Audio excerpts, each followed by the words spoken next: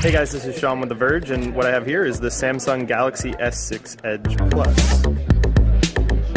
And it looks a lot like the last version, but just a little bit bigger. This is a 5.7-inch Quad HD AMOLED display, so a little bit bigger than the 5.1-inch display we had on the S6 Edge.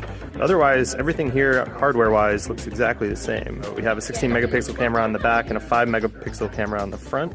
One of the biggest differences this time around is with the Edge screen. This is something that people had complaints with the S6 Edge and with the Note Edge as well. It's just how much utility can you get out of having this screen that curves around the sides of the device. And what Samsung's done this time is not only can you access contacts from the Edge screen, you can now also quick launch apps. And you can do this no matter where you are in the phone. So say you're browsing in Chrome, you can swipe it from the side and quick switch to Instagram.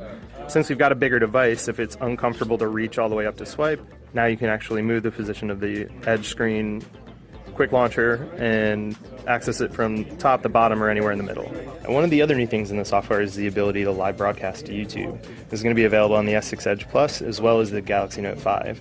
And all you have to do is tap live broadcast, and you'll be able to do private streams that are invite only, as well as public streams where you can share a URL to Twitter, Facebook, or wherever, and viewers will be able to just latch right on.